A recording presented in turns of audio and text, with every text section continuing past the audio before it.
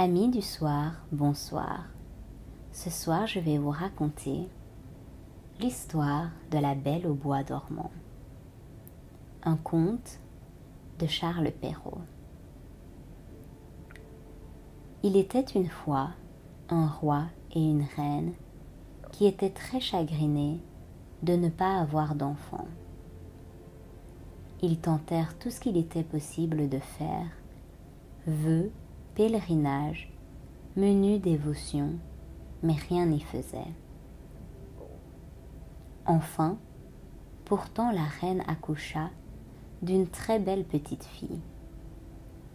La joie du roi était si grande qu'il fit sonner toutes les cloches du royaume et fit quérir toutes les fées qu'on put trouver dans le pays pour les donner pour marraine à la petite princesse, afin que chacune d'elles, lui faisant un don, comme c'était la coutume des fées en ce temps-là. La princesse eut par ce moyen toutes les perfections inimaginables. Les gens du roi trouvèrent 7 fées qui furent conviées à la grande fête organisée par le roi et la reine.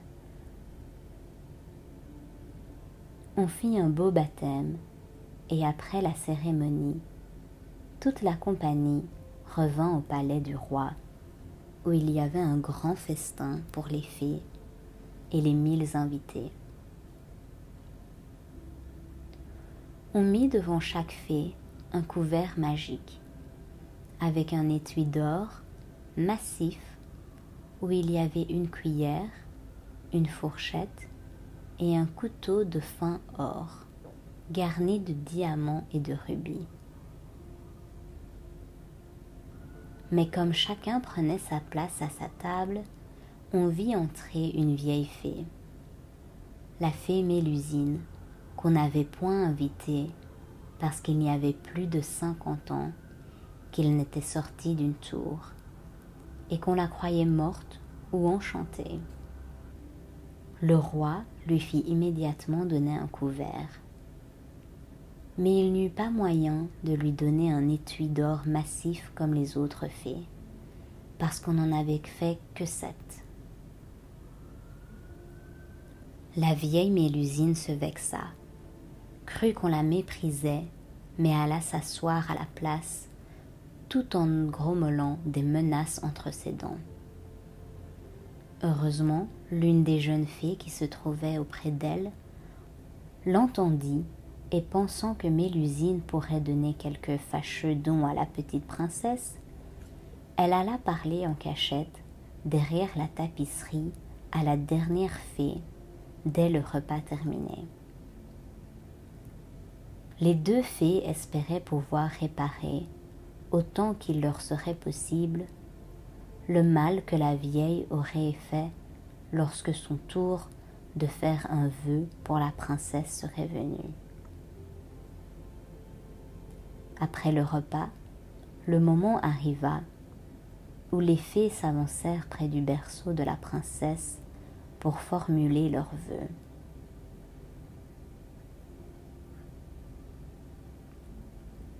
La plus jeune fée s'avança et dit : « La princesse sera la plus belle personne du monde. » La seconde dit : « La princesse ne sera pas seulement belle, elle sera intelligente et aura le cœur et la bonté d'un ange. » Le roi et la reine se sourirent ravis pour leur fille.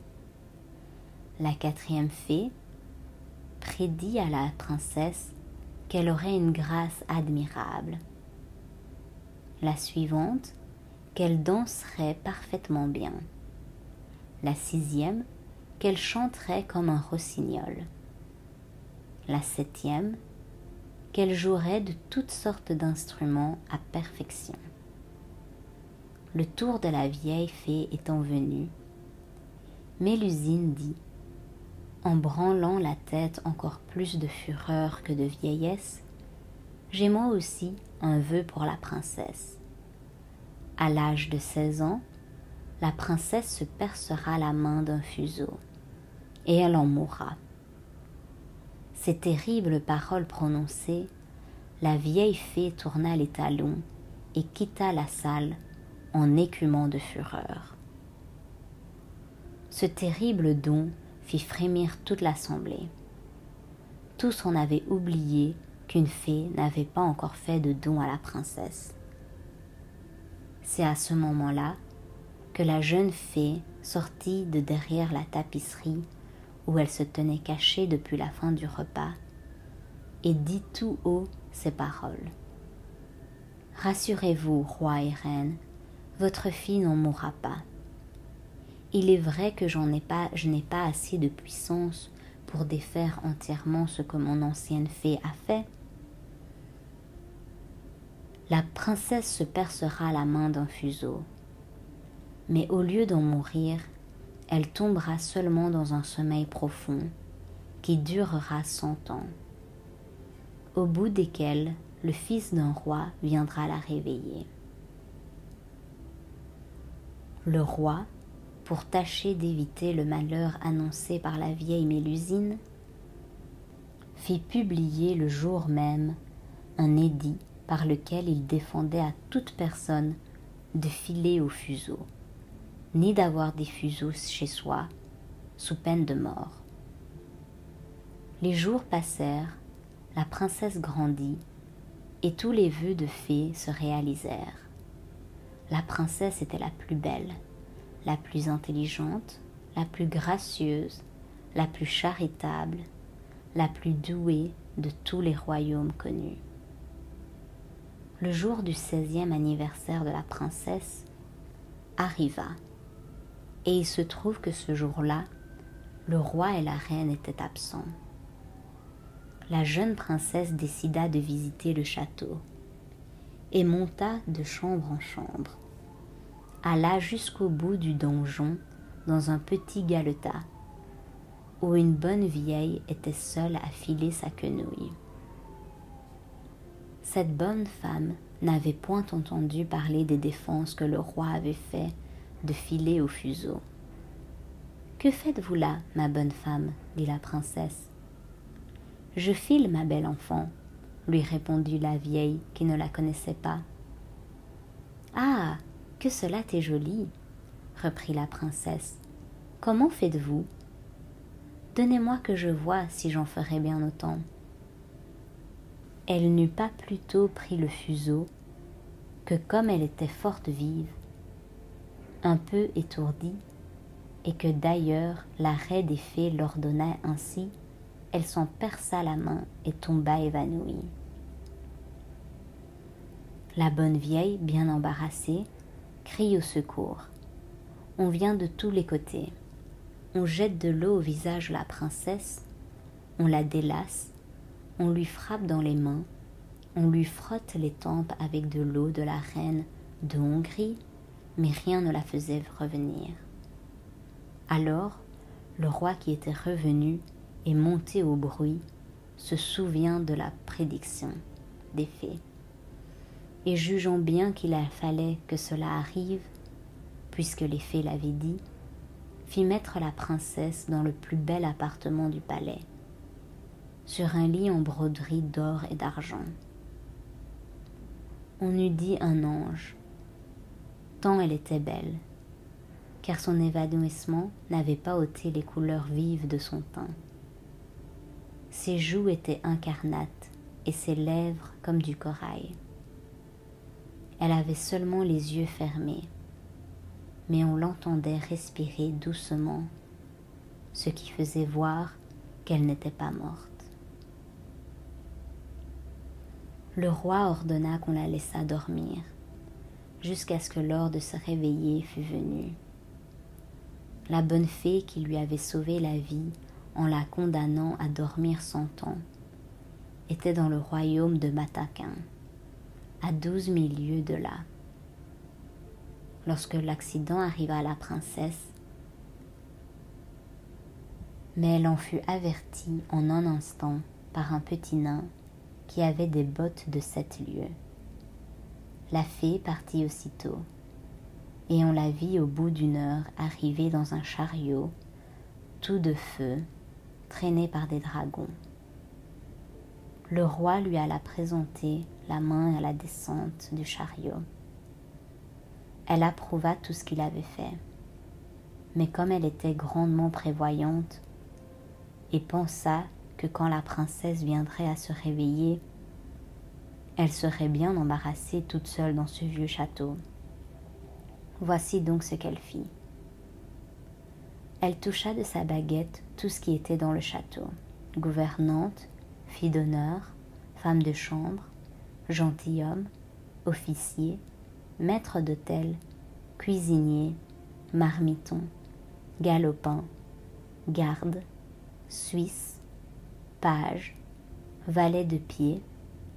Elle toucha aussi tous les chevaux qui étaient dans les écuries, avec les palefreniers, les gros matins de basse-cour et la petite Pouffe, petite chienne de la princesse, qui était auprès d'elle sur son lit.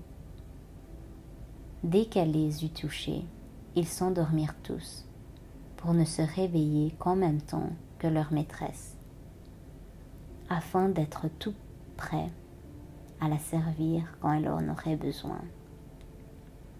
Les broches même, qui étaient au feu, toutes pleines de perdrix et de faisans, s'endormirent, et le feu aussi. Tout cela se fit en un moment. Les fées n'étaient pas longues à leur besogne. Alors, le roi et la reine, après avoir baisé leur cher enfant sans qu'elle s'éveillât, furent touchés à leur tour et ils s'endormirent. En un quart d'heure, il poussa tout autour du parc une si grande quantité de grands arbres, de petits buissons, de ronces et d'épines entrelacées, les unes dans les autres, que ni bête ni homme n'y aurait pu passer. On ne voyait plus que le haut des tours du château. Encore n'était-ce que de bien loin. Ce fut là le dernier tour de la fée pour s'assurer que la princesse dormirait sans rien avoir à craindre des curieux. Dans tout le pays, on parla de la princesse endormie. Les parents racontèrent l'histoire à leurs enfants, qui eux-mêmes la racontèrent à leurs enfants. Les princes arrivaient de tous les royaumes aux alentours pour tenter de percer les ronces qui protégeaient le château. Mais à peine les branches étaient-elles coupées qu'elles repoussaient de plus belle. Les princes se faisant de plus en plus rares à tenter de réveiller la princesse endormie. Certains oublièrent l'histoire de la princesse et pensaient simplement que le château était hanté par des esprits mauvais. Au bout de 100 ans, le fils du roi qui régnait alors et qui était d'une autre famille que la princesse endormie, étant allé à la chasse de ce côté-là, demanda ce que ces tours qu'il voyait au-dessus des grands bois fort épais. Chacun lui répondit selon qu'il en avait entendu dire. Les uns disaient que c'était un vieux château hanté par des esprits. Les autres, que tous les sorciers de la contrée y faisaient leur sabbat. La plus commune opinion était qu'un ogre y demeurait, et que là il emportait tous les enfants qu'il pouvait attraper. Le prince ne savait qu'en croire. Lorsqu'un vieux paysan prit la parole et lui dit : « Mon prince,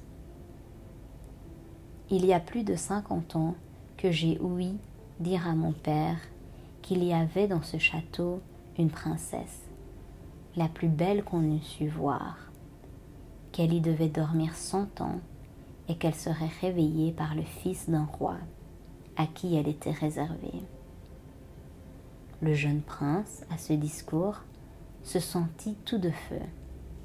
Il crut qu'il mettrait fin à une si belle aventure, et poussé par l'amour et par la gloire, il résolut de voir sur le champ ce qui en était.